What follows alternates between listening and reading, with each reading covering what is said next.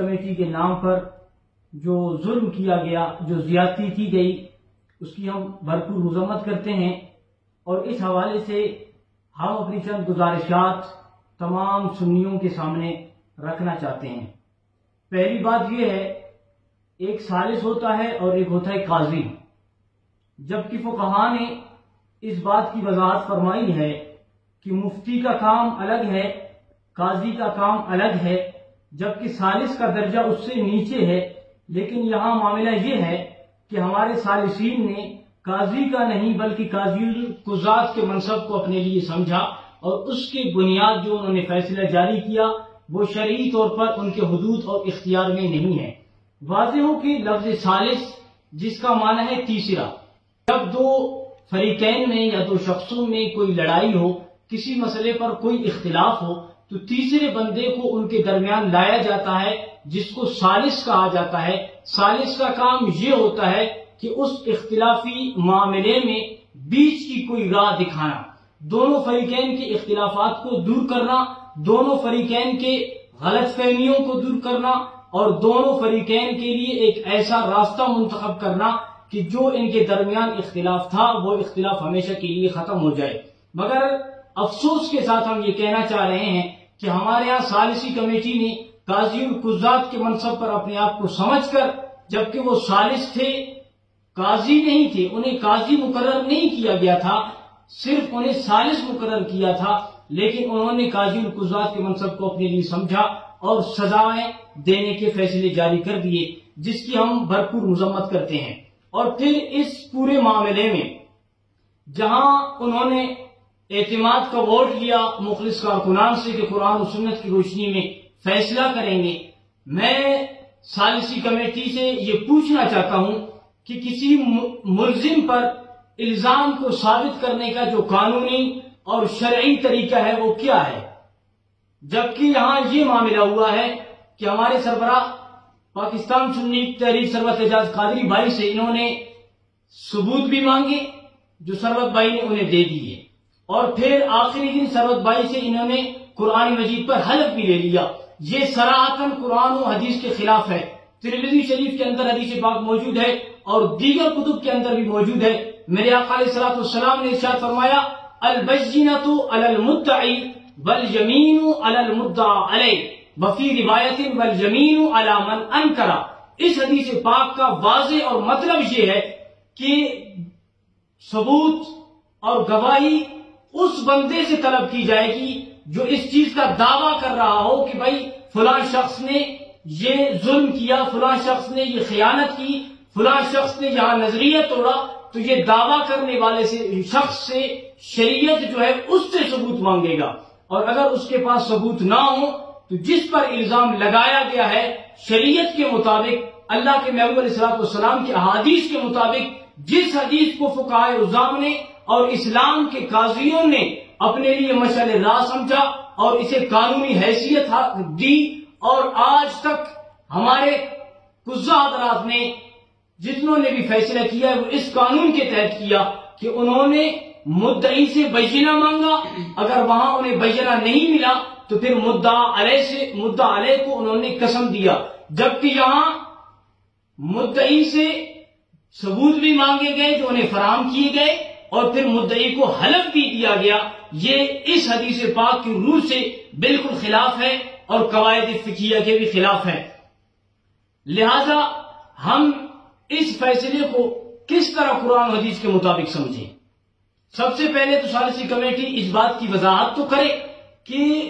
ہم نے کن شرعی اور فقہی قواعد کی بنیاد پر سربراہ سنی تحریک کو ملزم ثابت کر دیا، ان پر الزامات ثابت ہو گئے، کوئی شرعی طریقہ کار انہوں نے بیان نہیں کیا۔ اور اس کے بعد جو ثالثی کمیٹی نے فیصلہ سنایا، ثالثی کمیٹی کو فیصلہ کرنا تھا 11 لوگوں کے خلاف، جن میں سربراہ پاکستان سنی تحریک، 2 مرکزی رہنما اور 8 رکنی رابطہ کمیٹی۔ یہ سب اس وقت الزامات کی زد میں ہیں، لیکن اس فیصلے کے ہونے کے بعد وہ حضرات کی جو خود الزامات کی زد میں ہیں وہ قانونی اور شرعی طور پر کس طرح پریس کانفرنس کرنے یا کوئی کمیٹی بنانے کا اختیار رکھتے ہیں، بالکل یہ بھی خلاف قانون اور خلاف شرع ہے۔ اس کے علاوہ جو ہے، میں جس دن یہ اجلاس 26 تاریخ کو ہوا، ثروت بھائی نے اپنے بیان میں اپنے دلائل پیش کیے اور ثبوت بھی دیے۔ پھر 27 تاریخ کو اجلاس ہوا، اس پر اعتراضات بھی ہوئے، اور پھر 28 تاریخ کو جو اجلاس ہونا تھا وہ اجلاس نہیں ہوا۔ اس کی کیا وجوہات ہیں، اس پر بھی میں چند باتیں واضح کرنا چاہوں، کیونکہ لوگوں سے بات چھپائی گئی، لوگوں کے سامنے وہ ساری باتیں نہیں رکھی گئیں۔ جب سربراہ پاکستان سنی تحریک مرکز پر موجود تھے، بار بار شاداب رضا قادری کو یہ کہتے رہے کہ بھئی اجلاس کا وقت ہو گیا ہے، شروع کیوں نہیں کر رہے؟ بھائی اس وقت جو ہے ثالثی کمیٹی کی مشاورت چل رہی ہے، لہذا مغرب کے بعد اسٹارٹ کرتے ہیں۔ مغرب کے بعد پھر ثروت بھائی نے بلایا کہ بھئی اجلاس کیوں شروع نہیں کر رہے؟ پھر انہوں نے کہا بھائی ابھی بس کھانا دیکھیں پھر اجلاس اسٹارٹ کرتے ہیں۔ پھر 11 بجے کے بعد تک کے لیے یہی معاملات چلے، اور پھر یہی اشخاص جو وہاں ثروت بھائی کو یہ کہتے رہے کہ ابھی ثالثی کمیٹی کی مشاورت چل رہی ہے، اور یہاں آ کر ڈویژن روم کے اندر جو لوگ بیٹھے ہوئے تھے، جو فیصلہ سننے کے لیے، دینے کے لیے، اعتماد کرنے کے لیے، اعتماد لینے کے لیے آئے ہوئے تھے، ان کو یہ بتایا جاتا رہا کہ بھئی کیا کرے، بھائی تو خود اجلاس میں نہیں آ رہے۔ ان سے غلط بیانی کی گئی، اور پھر اسی رات شاداب رضا بھائی نے، جناب شاہد غوری صاحب نے اجلاس روم میں 3 مختلف اجلاس کیے، ثالثی کمیٹی کے ساتھ کیے، لیکن ان اجلاسوں میں کچھ لوگوں کو نہیں بلایا گیا۔ اگر وہ آنا بھی چاہ رہے تھے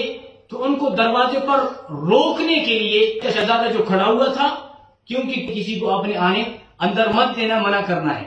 اور ان اجلاسوں میں جو لوگ شریک نہیں ہوئے، جن کو شریک نہیں کیا گیا، جو شریک ہونا چاہتے تھے ان میں سے کچھ، ان کو منع کامل ہونے ہی نہیں دیا۔ اور پھر جب ان کے اجلاسات یا ان کا پروپیگنڈا یا انہوں نے جو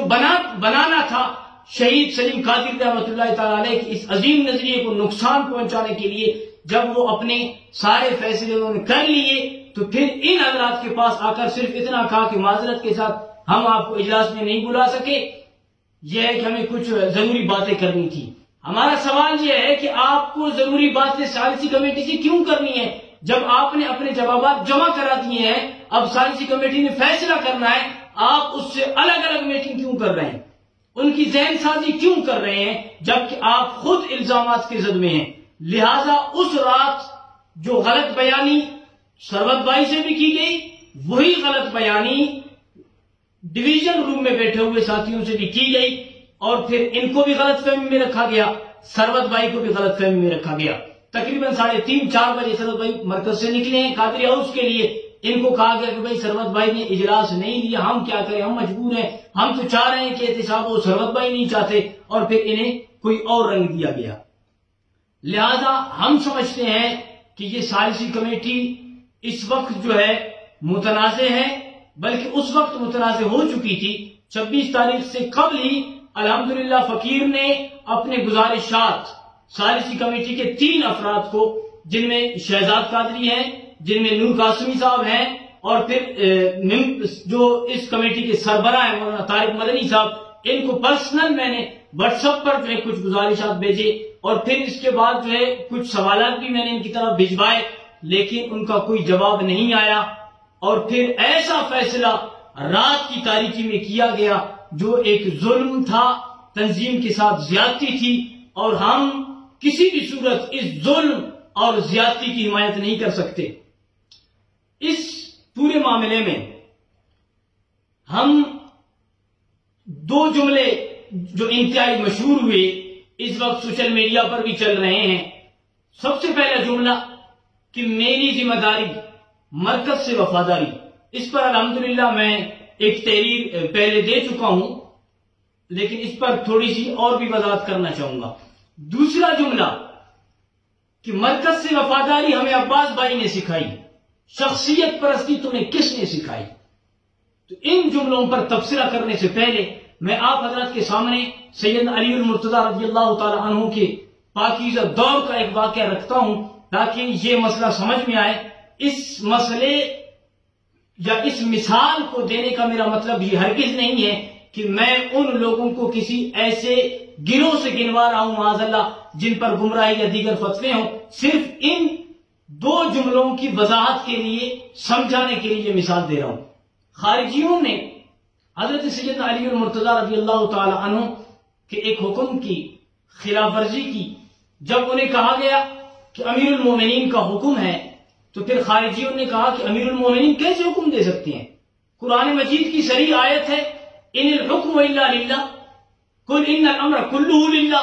جب قرآن مجید کی آیات ہیں کہ حکم اللہ کے لیے ہے، امر اللہ کے لیے ہے، تو پھر امیر المومنین کس طرح حکم دے سکتے ہیں؟ امیر المومنین کس طرح امر جاری کر سکتے ہیں؟ جب انہوں نے قرآن مجید کی یہ آیت اپنے لیے بطور دلیل پیش کی، اور ان آیات کریمہ کی حقانیت پر کوئی مسلمان انکار نہیں کر سکتا، سننے والے جب سیدنا علی المرتضیٰ شیر خدا رضی اللہ تعالیٰ عنہ کی بارگاہ میں آئے، عرض کی کہ حضرت وہ خارجی لوگ اپنے مفاد کو یا اپنے مسئلے کو ثابت کرنے کے لیے قرآن مجید کی آیات بطور دلیل پیش کر رہے ہیں. تو اس پر سیدنا علی المرتضیٰ شیر خدا رضی اللہ تعالیٰ عنہ نے فرمایا